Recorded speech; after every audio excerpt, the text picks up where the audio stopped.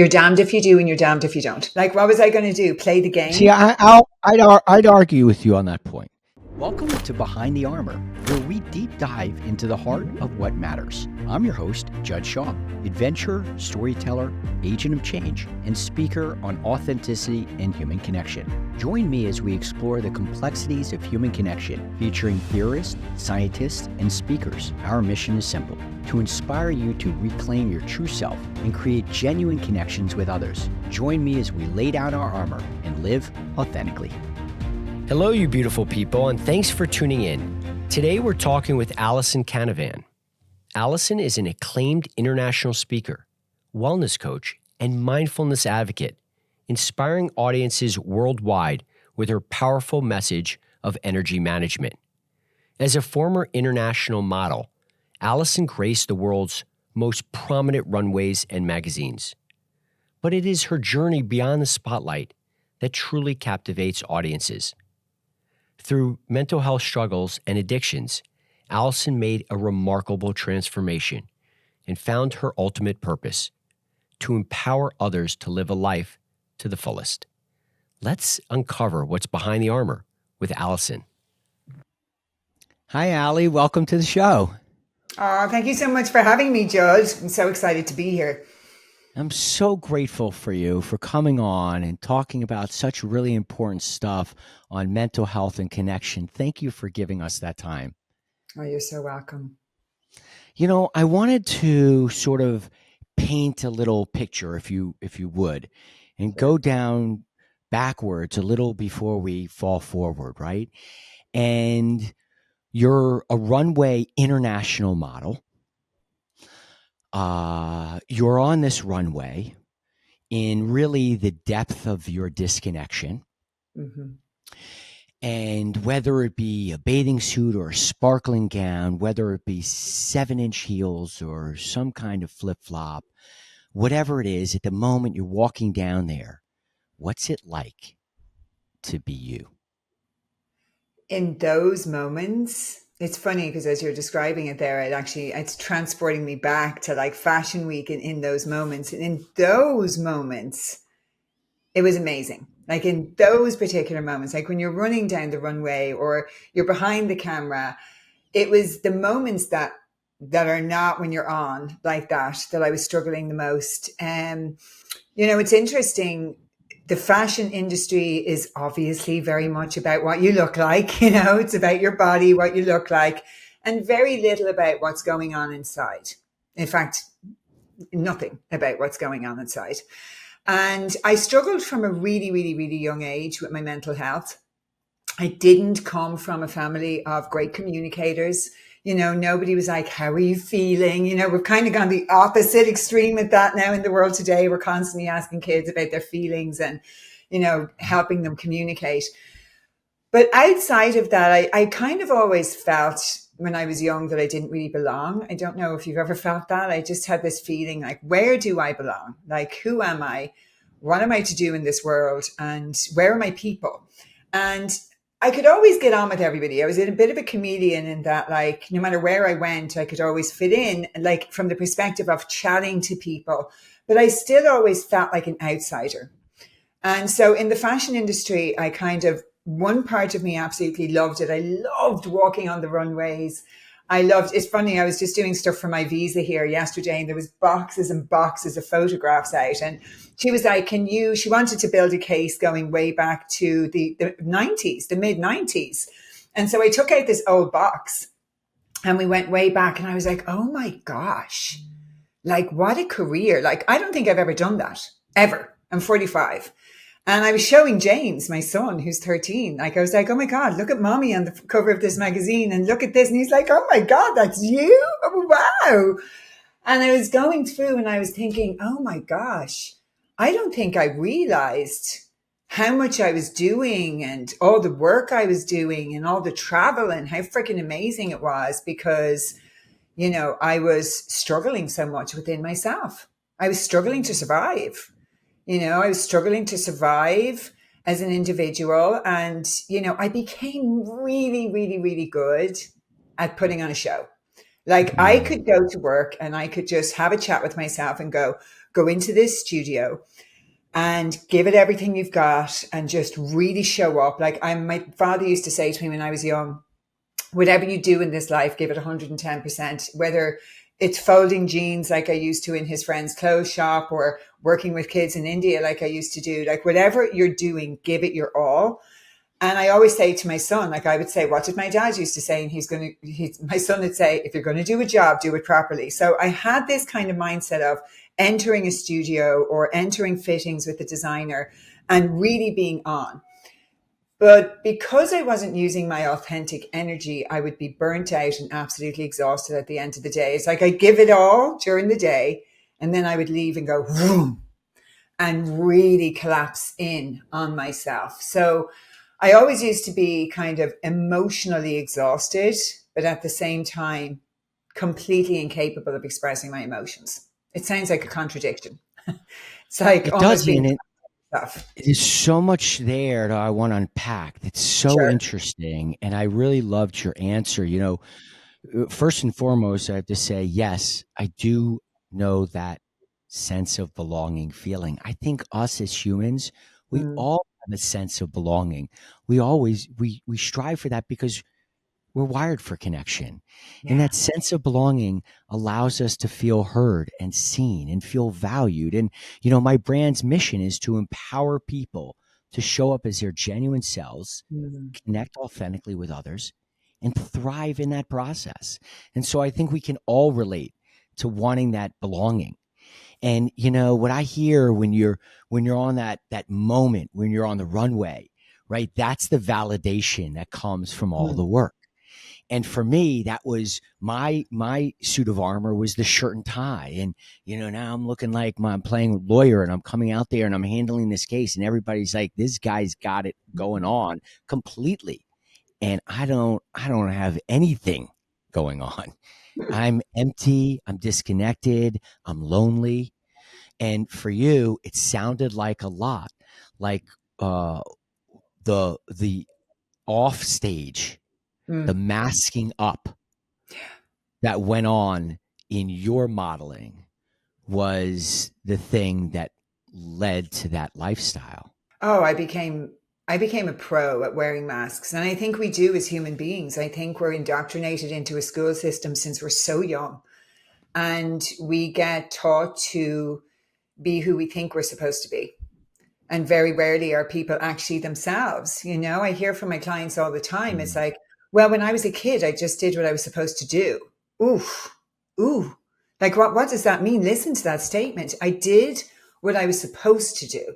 That means like every single action you take is determined by your brain saying, will my next action make that person like me, or will I please them, or will I fall into line, or will I be doing the right thing for them? I mean, you're completely self-abandoning with that. And so many of us do that from a really, really early age. And it's so sad because, whether we have a crisis or a meltdown or something that happens or a spontaneous spiritual awakening or something, a lot of people will continue their life in that way.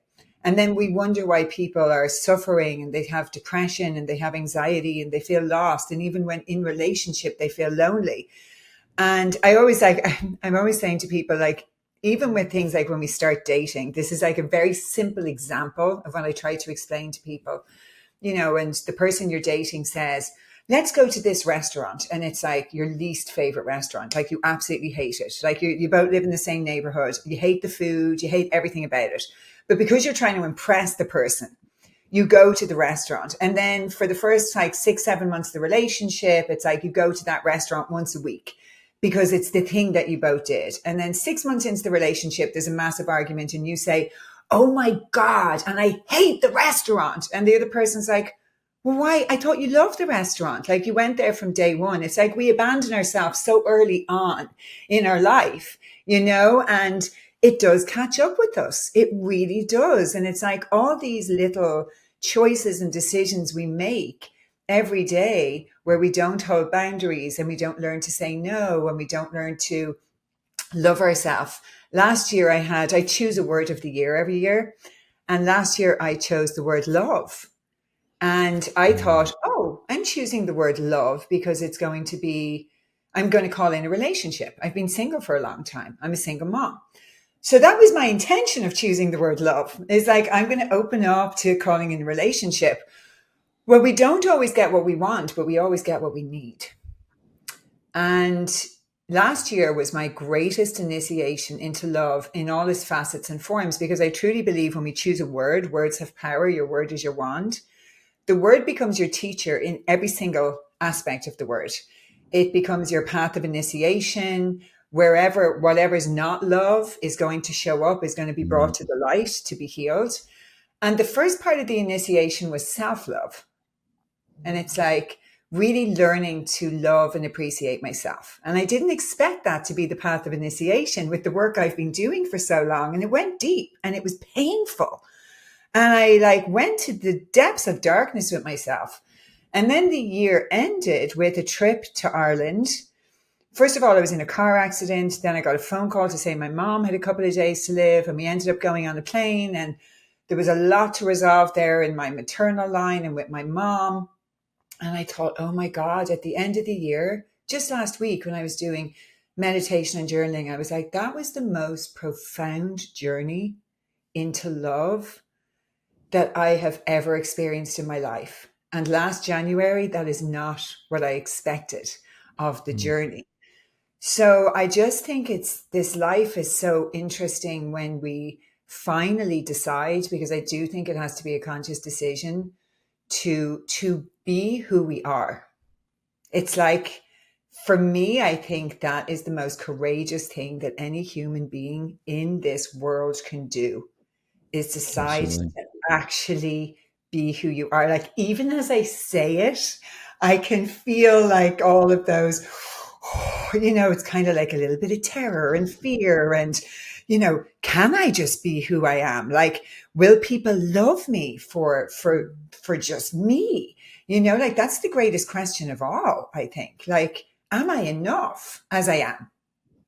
Without all the masks, without all the extras that I have learned to put in. So, you're on a cover of fashion magazines, and Mm. teenagers would look up to you and say, this international runway model here right away. I mean, look at, it's amazing. A teenager says, well, how do you then not mask up? Don't we all have some guilt? Don't we all have some shame? Don't we all want to fit in? What do you tell I know, by the way, that with coaching, you do a lot of inner child work. So Yeah. what do you tell your teenage version, your inner child, now with knowing about masking up and not being genuine and not being unique and not being you and disconnecting from yourself? What do you tell your inner child? What advice do you give? I tell my inner child, first of all, that it's safe. It's safe to be you. And I think for most of us, safety is the primary issue that comes up. We don't feel safe. We don't feel safe in the world. We don't feel safe expressing as ourselves. We don't feel safe being authentic. And for me, if I was talking to my teenage self who felt insanely unsafe in the world, especially in the fashion industry, I'm going to be honest. I remember being in Paris at 15 and being handed a map. Like, there was no phones, by the way, people who are listening to this. There was no mobile phones at the time when I started modeling. So you literally got like a map. It was like that thick. And you got a printout of 10 appointments for the day. And it was like, off you go, figure it out. And I remember being in a modeling apartment you would be put, when you're young, you're put in an apartment with lots of other different models. You're supposed to be, and I use that word supposed to be in inverted commas, being chaperoned and having someone from the agency stay with you and all of that. Like, that very rarely happened. And I remember going to bed at night, curling up in a ball, feeling utterly terrified. I mean, terrified as a young girl. During fashion week, there would be different girls coming in and there would be a lot of movement all the time. So I was surrounded by girls there was girls who I lived with who overdosed. There was girls who had horrific eating disorders. I was exposed to an awful lot of drugs and everything very, very early on. And I was so terrified, and I never said a word because I was so afraid of disappointing everybody who kept saying, oh my gosh, so few Irish girls have ever, made it on the international Right. scene, and you're doing so amazing, and you're living the life that every young girl wants to live. So I was like, I can't say a word because people are just going to say to me, oh my God, you're so ungrateful. You're Mm. so ungrateful. You have all this opportunity.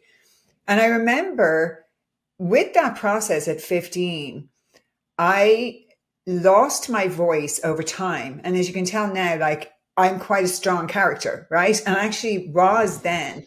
But I learned very early on that speaking your truth in my industry came at a cost. And it did come at Mm. a cost. It came at a very high cost of not working. Or I remember when I spoke up, you know, say we were doing a fashion show and all the girls would be absolutely starving backstage, and the designer would come in and I would say, everybody's actually starving. Is there any way we could get some water or get something?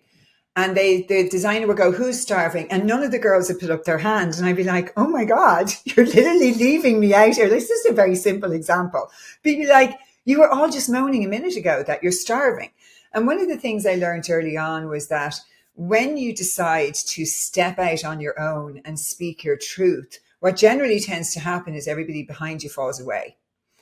And that's a very isolating moment. And so it takes great courage. I have nothing but incredible admiration for people who actually speak their truth, who speak their truth, who speak up for what's right, because you can generally be sure that they're going to be on a very lonely path on their own, Mm. which is really interesting. So I would say, for a very long-winded way, Judd, if I was talking to my younger self, I would say that the most important thing is to actually speak your truth, that you're always going to end up exactly where you're meant to be. You're here to leave an imprint on the world that nobody else is here to leave.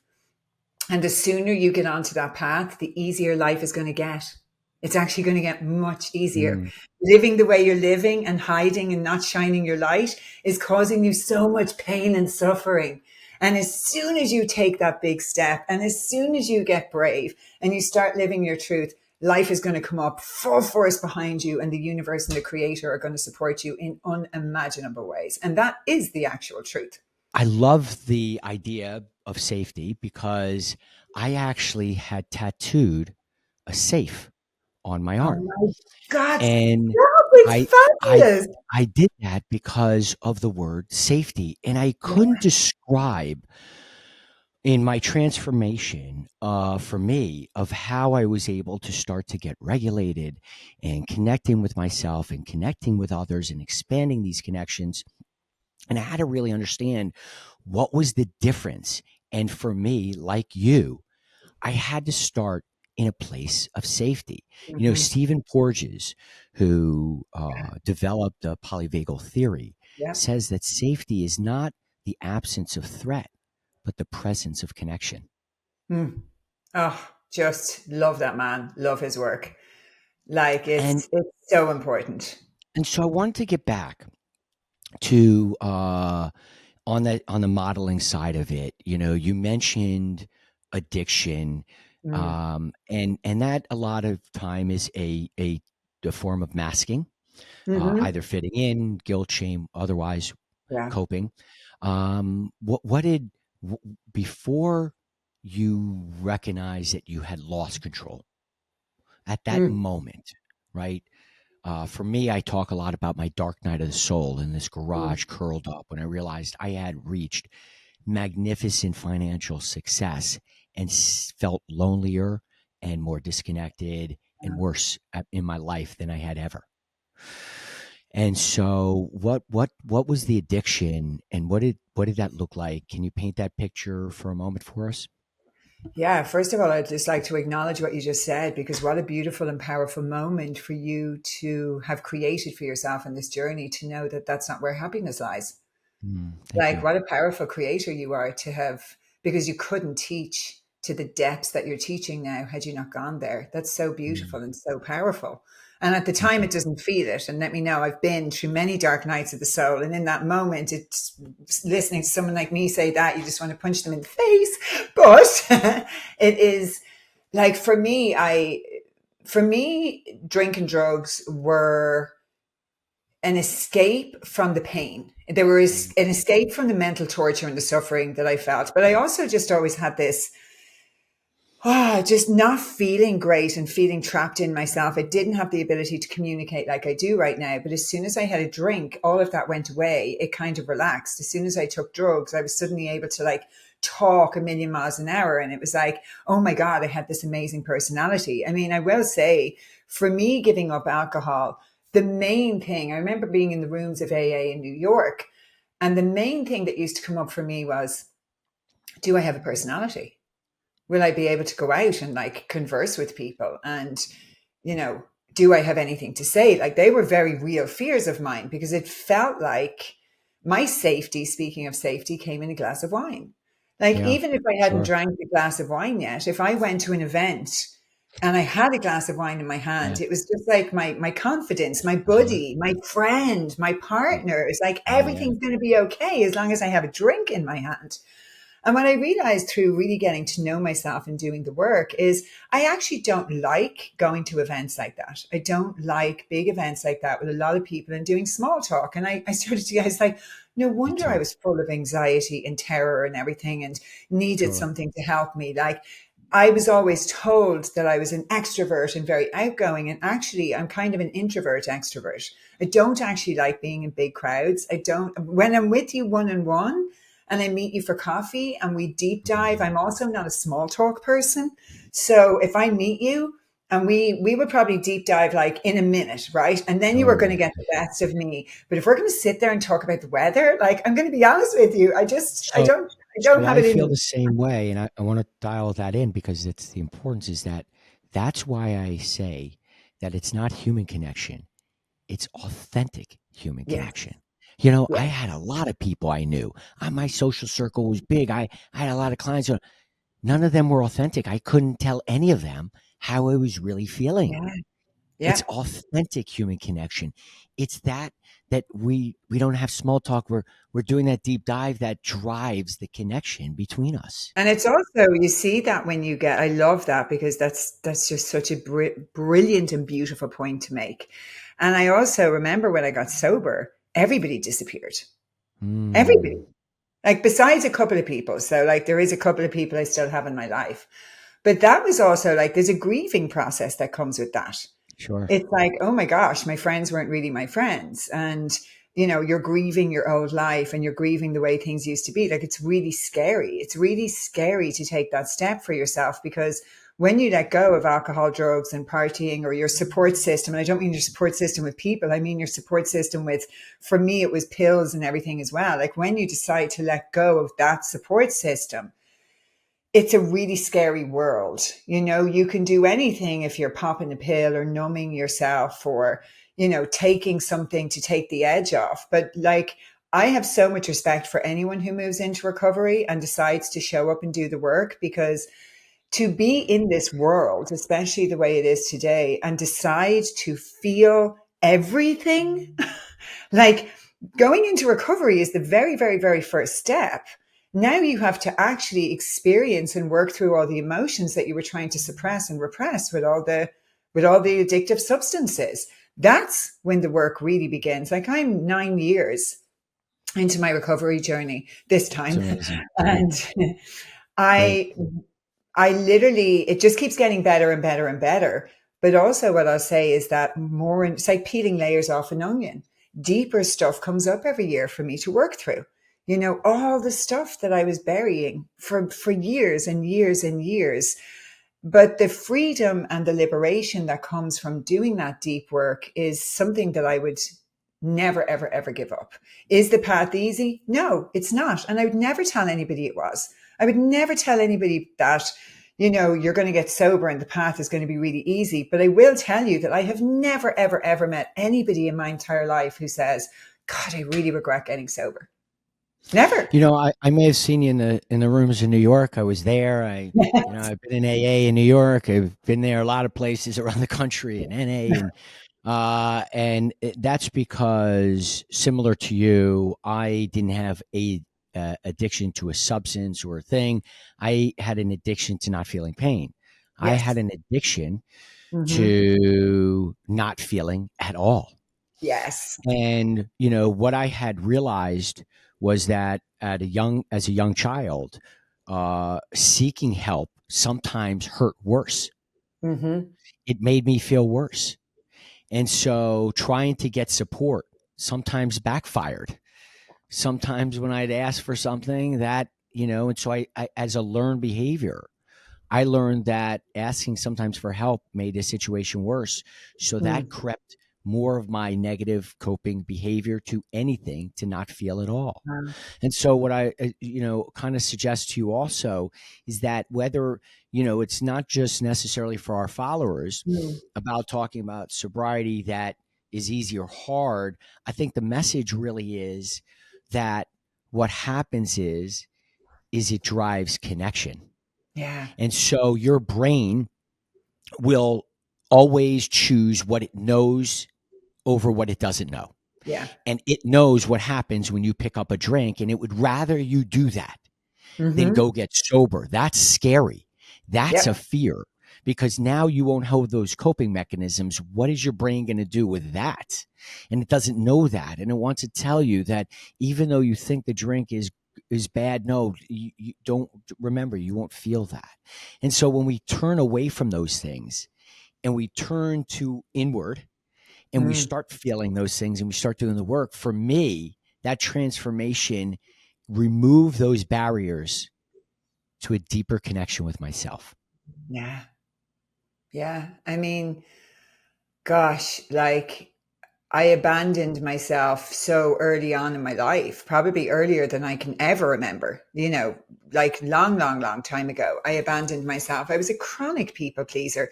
And it's so Mm, interesting when you were talking there about, when you asked for help, you know, it actually caused you to go the other way. And as you're talking, I'm like, oh my gosh, I never felt like I could speak up and my voice was valid.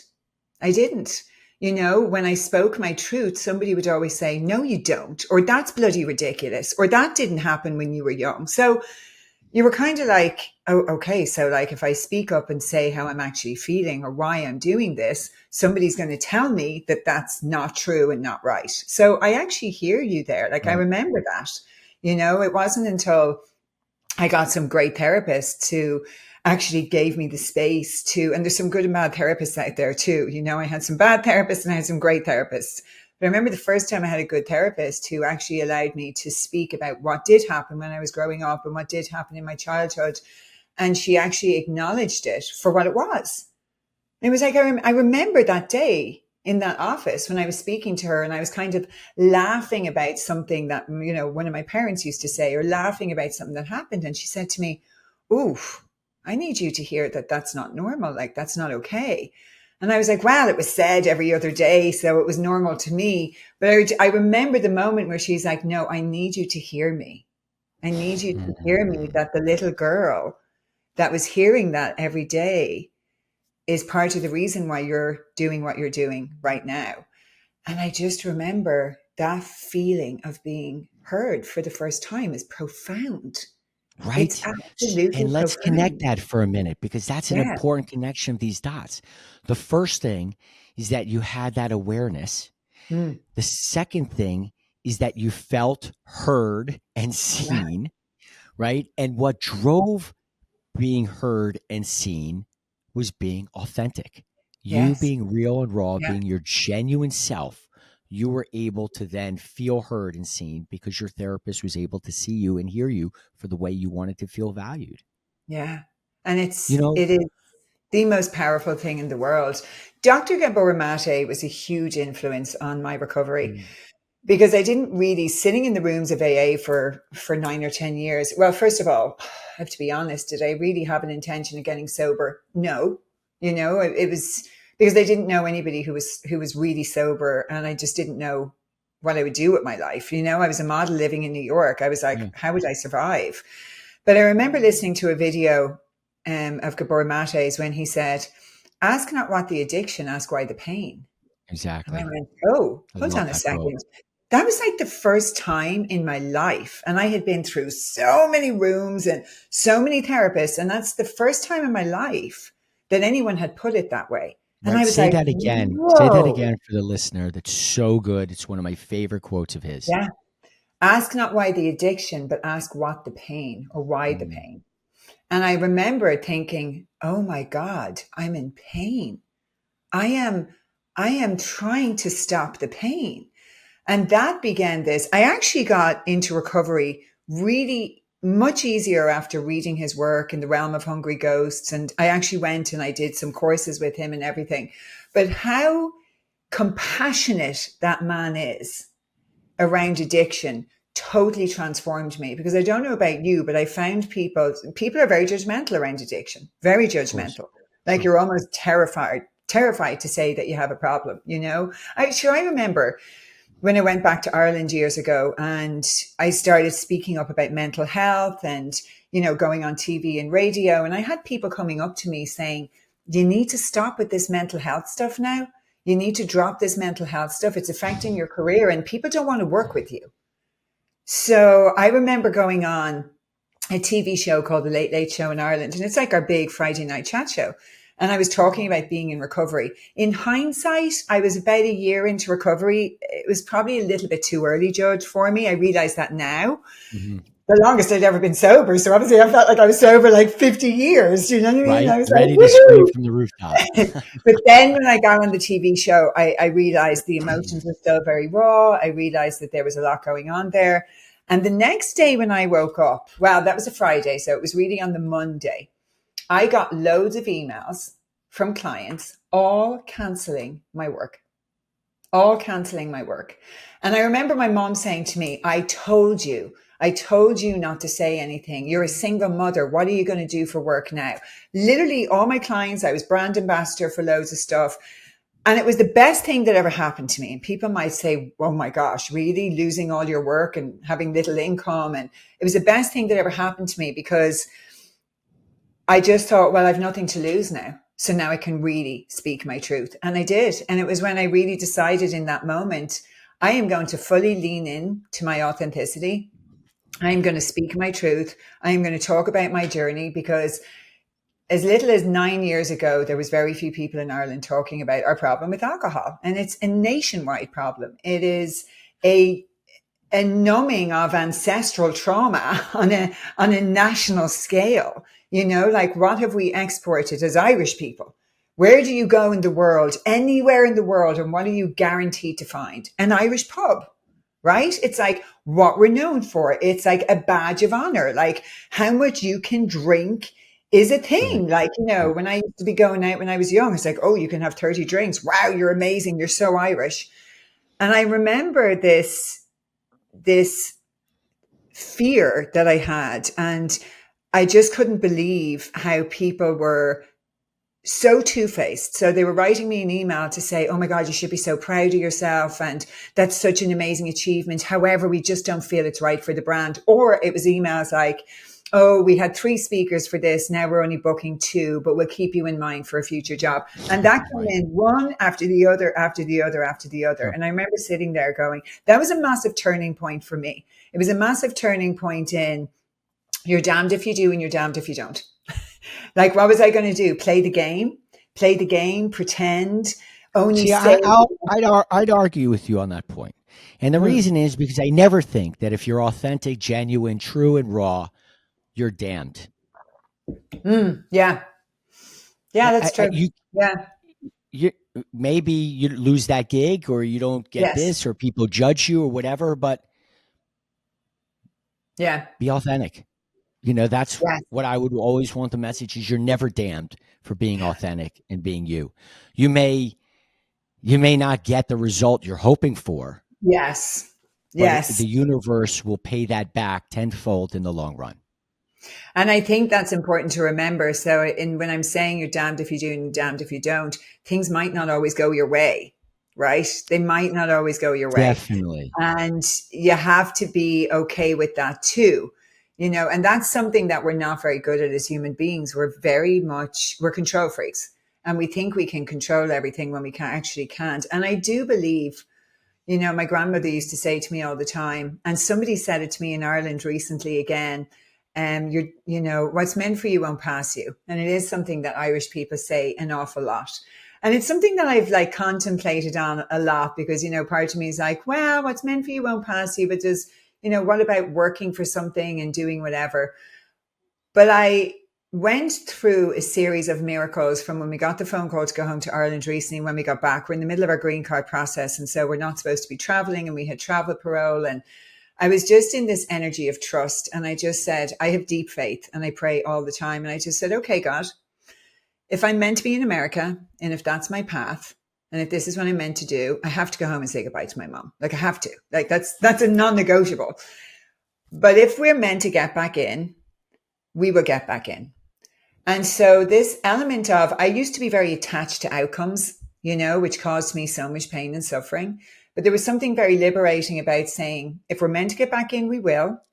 And if we're not, it means that there's something else for me to finish here in Ireland. And when we got to immigration, not only did we meet the most amazing officer, but his wife lives in my local tiny town here in Texas. Like, what are the chances? And so I remember in the days running up to that, someone saying to me, what's meant for you won't pass you. And part of my lesson of last year, I feel, was when I get very, very rigidly stuck on wanting something to turn out a certain way, I cause myself so much pain and suffering inside. But when I authentically show up and I work towards something and I surrender the outcome, things always fall exactly the way they're meant to be, in the most divine, incredible way. And it's so beautiful when that happens. Right, isn't it? I wanted to ask you, part of you talking about how you regain control of your life through really a understanding and uncovering mindfulness and mental health. At what point do you recognize that you lost control? Oof, gosh. I mean, being really honest, like the first time I drank when I was a teenager in the field with my friends, I knew that I was the person that took it too far. Like I knew I was that person that like I was acutely aware, whether I wanted to consciously be aware or not. I was acutely aware from when I was a very young girl that I was the person who wanted to get a little bit more wasted than everybody. I knew that from a very young age, from a very, very, very young age. I knew that it was something that I wasn't fully in control of. And so that was really a struggle for me. I spent most of my life justifying to those around me who loved me that I wasn't doing it on my own and everybody else is doing it too, and it's not like I'm up till 4 a.m. on my own. So I would say there were periods of my life where I was a deeply functioning alcoholic. And that is a thing, by the way, for a lot of people. You could be getting up in the morning and working out and going to work and drinking every day. And you can be perfectly healthy and functioning.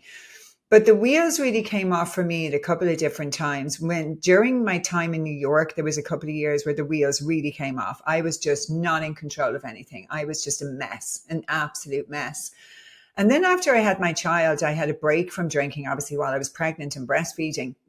And I thought, oh my God, I don't have a problem. I don't have a problem. Sure, I haven't drank for ages. And the first night I went out and drank, I came in at 5 a.m, absolutely wasted. And I was like, oh, I do have a problem. I have a really, really big problem. Like there is never an end when I start. Like it's never just 1, it's never just 2, it's never just 3. Like I was never able to go to the pub for a drink ever. Like from when I was a teenager all the way through. And you're able to mask that by saying, come on, let's go back to my house and we'll get a bottle of wine and the off license and we'll drink it. But really all I was doing was I wanted to have another drink. That's all that was happening in all of those moments was I just don't want to go home yet because I'm not finished drinking. So I knew that there was a problem there for a very long time. And my 20s were this tug of war in and out of the rooms of AA, what I call practicing moderation Mary for so long, like, under the illusion that I could moderate. And that's a full-time job, by the way. That is a full-time job. If you have an issue with alcohol and you decide that you're going to moderate it, that takes up every spare second of your thoughts, your energy, because what you're doing is the entire time you're like, okay, tonight I'm going to go out and I'm going to have a glass of wine and a glass of water. And so you're the whole day prepping. Then when you're out, you're like, okay, so now have a glass of water. And then you've overstepped the mark and you don't come in till 4 a.m. And the whole time you're actually beating yourself up, even when you're drunk and high. Like So it would is it a horrible so would it existence. look like removing yourself from your core self? Like over time, Mm, you have your sort of core values or the idea of who you'd want to be yeah, showing up as, but you're yeah. showing up as something different. You're masking up. And so the more you're drinking in a way that's not how you aligned with your values, that's not how you want to show up, you start to maybe lose that control. You're starting to get away from Mm, yourself further and further. And so in my brand, for me, my framework was called the Connection Cure, CURE, meaning mm, something. C for conscious awareness, then understanding how uh, human connection and authenticity can empower your life, then looking to renew those relationships with yourself and others, and then yeah. expanding that and thriving. And so for you, I really wanted to ask about that conscious awareness part about my Mhm, framework because you continue to use the word conscious or talking about awareness, and I'm wondering if uncovering mindfulness mm, is your conscious awareness. Like, is that your hack on your framework? Is is that first step of looking how you're showing up and whether you've lost this sort of sense of mm, self, whether you found this self, how you manage your energy? What does mm. conscious awareness look like in your framework and the work you're doing? Yeah, so I, started meditating a very long time ago, over 27 years ago. And so I had an amazing teacher in New York called Kadam Morton from the Kadampa Buddhist Center. And that was my first connection to, even though I found meditation challenging in the beginning, it helped me remember something. It helped me remember and connect to something within me. So I kept going back and I kept going back, and it gave me some sense of peace in this chaotic world. So for me, awareness is everything, like having the intention to be aware of my choices and my actions. And that starts as soon as my eyes open every day. Like I have been saying for well over a decade now, win the morning, win the day. Like for me, it's setting my energy in the morning. I woke up this morning. I didn't feel great. I was a little bit sad. There's a lot going on. And I didn't want to do what I know makes me feel better. And I just got up anyway, because I think that's the first and most important step. You got to do it anyway, because motivation follows action, not the other way around. People always say, Mm. oh, I'm just going to wait till I'm ready or until I feel motivated. I'm like, oh, good luck with that. You're going to be waiting a very long time, because it's in the action that the change happens. And I know that deeply. So this morning I got up, I meditated in front of red light. I did some breath work. I journaled. I free write in the morning. I do morning pages, and I did 20 minutes of yoga. And for me, everything is energy. And helping people understand energy management is so important, because, tapping into your inner infinite resource of energy is so much better than how most people live, which is using external synthetic energy. Like most people aren't running on their Mm. own energy supply. They're running on coffee and, pills, and they're forcing their energy. That So they're burnt external out. validation. Yeah, external validation as well. So everything is about outside in rather than inside out. So when I started to realize doing qigong and different things, and first of all, the most important part of all of this, I'm a breathwork teacher as well, is regulating your nervous system. I wish somebody had done that with me when I was a teenager, Mm. right? Everything. Totally. I literally had Totally. the most dysregulated nervous system on earth. When I I started challenge regulating you. Challenge. okay, both of us. So it's like, I remember starting to do somatic work. For anybody who wants to know, somatic work is body work, like in your body, and doing nervous system regulation work through breath work and lots of different ways, and grounding into my body. First of all, it felt so unsafe. Like when I actually brought myself into peace and calm, I realized that it was a very alien place to be in. And it was a very unsafe place to be in for somebody who was used to chaos and drama all the time. So I had to teach myself that it was okay to be calm. And that takes time. And when I say time, I mean months and years. Like this isn't something that just happens overnight. This is like a committed practice to self. Definitely. And so that practice for me is all day, every day. And I mean that when I say all day, every day. Like I have a deep commitment to myself now where I check in with myself multiple times a day. And if I honor the cycles, for me as a woman, I'm going to say in particular, like I honor the cycles of my own body as I move through the month. Some days I have more energy, some days I have less. Like, you know, I used to be very hard on myself. And when I started all this work, it was like you meditate and you work out and you do this and this and this. And it was all kind of by the book, you know, coming from an addict. Okay. Like I just brought my addiction into wellness. Sure. It's like, sure. let's just transfer the old addiction into being like a complete lunatic with wellness. Right. Sure. And if I didn't tick everything off my list every day, I would feel bad. And I learned to soften towards myself, to have compassion, to kind of really treat myself as a sacred being and build a relationship with myself the same way as I would if I was in a relationship with a partner or my child or my family or friends. Spend time with myself, get to know myself, which is like the most beautiful and amazing journey that is, you know, it never ends. Like I find out more about myself all the time. And so for me, I don't think mindfulness is optional in today's world because I think we live in a very disconnected world. I think reconnecting to ourselves is essential because we can't reconnect to others without connecting to ourselves first. For me, nature, I live in the country now, is my greatest friend and my greatest healer and my greatest buddy. I go down and I sit and I talk when I'm out in nature and just sit in silence and receive.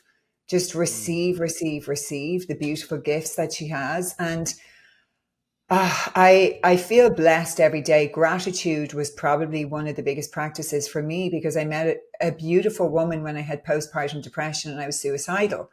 And I didn't want to be here. I really didn't. Like I was not allowed to be with my baby on my own. And every single thought I had was consumed with leaving, like planning it, getting out of here, just wanted out now.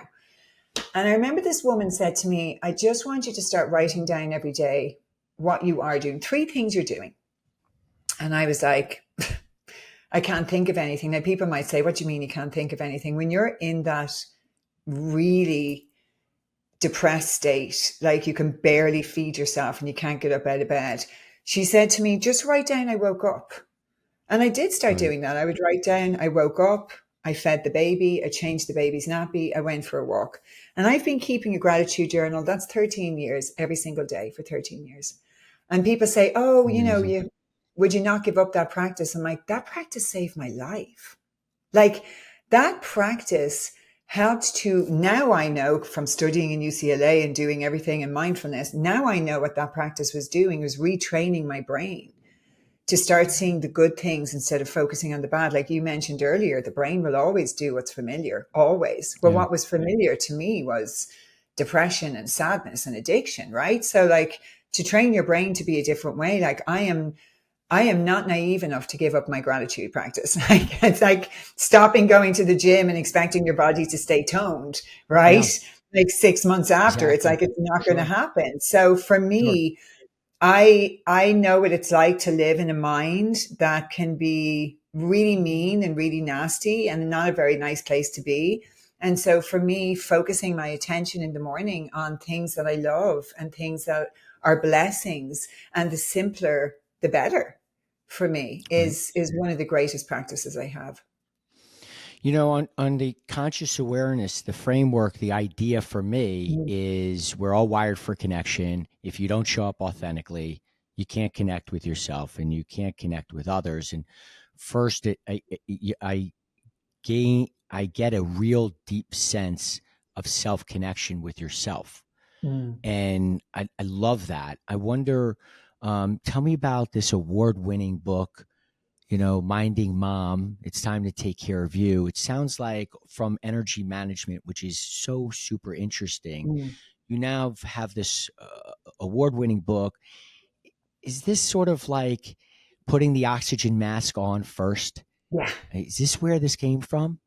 Yeah, well, I mean, it actually came from me looking for a book when I was a new mom Mm. and couldn't find a book on moms. And when I went into Barnes and Nobles in the UK, because I was working there, because I thought, oh, I'll go to the UK, to the big Barnes and Nobles in London on Oxford Street, and they'll definitely have a book to tell me that I'm not insane. That's what I was really looking for, George. I was I looking for a book I get to I tell get it. me that, like, how I was coping as a new mom was okay. And so I went into Oxford Street and I said to the woman, I'm looking for a book for new moms. And she brought me over to this section with, I mean, thousands of books, not hundreds. And she was like, there you go. And I'm like, no, a book for me. Like that's all about how to take care of the baby, how to change the baby in the first 9 days. So it's like we take care of the mom all the way up to pregnancy, and then we completely freaking abandon her, and all we just focus on is the baby, like post birth. Whereas, So interesting. oh, and in cultures like Japan and stuff, they have it totally the other way around. They just focus purely on the mom, and they have pretty much no Mm. postpartum depression. Like if you actually look, it's completely different how they deal with new It's moms. fascinating. Ah, it's to me, it was Wow. like you're treated like this fine china and porcelain all the way up until the day you birth your child. And then after that, it's like, you're not important anymore. And it's like, if we take care of the mom, the children are fully taken care of. Right. And it's actually for me in postpartum that I feel is more important for moms because of the hormonal imbalance and because of the shift and the change, what's happening physically, mentally, emotionally, in every other way. And I wanted to write a book that was the full 360 on how to take care of yourself post pregnancy. And I pitched it to so many publishers who were like, that's ridiculous. If we needed books on moms taking care of themselves, there would be loads out there. And eventually I got this amazing publisher, Gill and Macmillan in Ireland, who the lady Deirdre was pregnant with her second child. And so when I was pitching the book to her, she was like, I understand exactly what you're talking about. This is exactly the book I needed on my first child. And the book basically goes through my, dressing post pregnancy. It goes through nutrition, meditation. There's a chapter on gratitude. It looks at yourself and your body image. And there's also a chapter on postpartum depression, and it has the extracts from my journaling in there. And I journaled during that time, which I actually don't remember journaling during that time. My mom was selling our family home in Dublin, and she said, "Is this your journal?" And I was reading through it and I was like, oh my God, this is profound. It shows a very, very clear descent into my postpartum depression. And those extracts are in the book as well. So it's a book for new Love that. moms. Yeah. Which, Thank you. I love the real, the raw, the genuineness of it. It's amazing. and you can't, it's interesting because if I was going to write about what that time felt like, I would never have written what's in that journal. Hmm. You know, before we wrap up, I wanted to ask you Mm-hmm. about your stop, catch, change technique. Yes. And the reason being is because, in my transformation, I pursued all of these different kind of therapies. I was same thing. I was like, what is wrong with Judd? Like, what's wrong? I had to find out. And so I went deep. And if there was a therapy or a modality, I tried it. And I remember doing a lot of cognitive behavioral therapy and kind of shifting my mindset and the way I look at something. I did DBT, dialectical behavioral therapy. That was really great for my nervous system and learning how to just chill. And it didn't make the problem go away, but I certainly didn't make the problem worse. And so when I think about CBT, cognitive behavioral therapy, and DBT, I also hear a lot about that stop, catch, change, but maybe that's a different. Tell me about that. Yeah, so Stop Catch Change actually came long before I did any study, which is really interesting. I was in the car, James was a baby, and it was literally like my mind again going into story, doing the same kind of playing the same tricks on me, everything's like really horrible, you're horrible. And I just went, my hand went up and I went, stop, this has to stop. You have to catch the thought, behavior, emotion and change it. And I literally started using stop, catch, change. I used to do it with my hand in the car. I'm sure people who were driving by me used to think, who is that crazy lady? I used to be like, put my hand up as a form of interrupting the pattern. I now know from studying this for years that it's actually a neuroscience technique, which I did not know 13 years ago when I was doing it. And the stop interrupts the brain pattern. You're actually saying no more, stop. Because like you said, our brain, it's like your brain pathway will just go the familiar route, the familiar route, the familiar route. So the stop is actually saying, we're not going the familiar route anymore. So it actually brings awareness, conscious awareness into the moment. And then you say, I'm going to catch this thought, behavior, or emotion and change it to one that's going to serve me better. I use stop, catch, change for all my habits. I'm constantly using stop, catch, change. I've had people email me over the years to stop drinking, to stop smoking, to stop, like pressing the snooze button in the morning. I say it has to happen within those few seconds of stop, catch, change. Now the catch change is where you have to do it really quickly. Because if you don't make the catch change, like if you're going to catch it and then you're going to think about it for a while, there has to be momentum behind it. So stop, catch, change for me became a little mantra that I would use constantly. If I felt myself going into story, if I started down a no path, if I was about to do something I usually do, I just go stop, catch, change. And it just became this, it took off in Ireland when I brought out my book. It just became the stop, catch, change technique that everybody started using. And it works. It works because you're interrupting the brain pattern. And the more you interrupt it, the easier it's going to be to stay on track.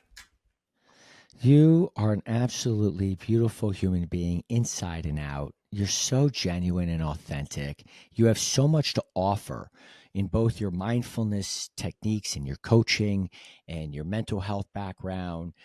People who may be feeling stuck, people who are thriving but can't figure out how to break the plateau and do new moms, people with substance abuse backgrounds and there's a huge world of human connection that can resonate with you. And I know that you're doing a ton of great work. How can people reach out to you if they want to get in touch with you, Ali? Yeah, and before I say that, I just want to say likewise, Judd, thank you for the work you're doing in the world and bringing forth, because it's really important, and for you shining your light. And people can find me on my website, AlisonCanavan.com. And I do most of my stuff on Instagram at Alison Canavan Wellness. And that's ALISON. Yes, one L. There you go. I want to end with this. I always like to ask is, how do you best authentically connect with yourself? Space, stillness, and silence. Tell me about that. The 3 S's. I always say space, stillness, and silence. Connection comes when we give ourselves space, when we enter stillness, and we allow ourselves to be in silence. There is no other way. Ali, thank you so very much for coming on the show and sharing your background, your story, and your strength. I'm so appreciative of you today. Thank you so much. I want to extend my deepest gratitude to you. If you've enjoyed this episode, please follow us on your favorite platform or share this episode with a friend.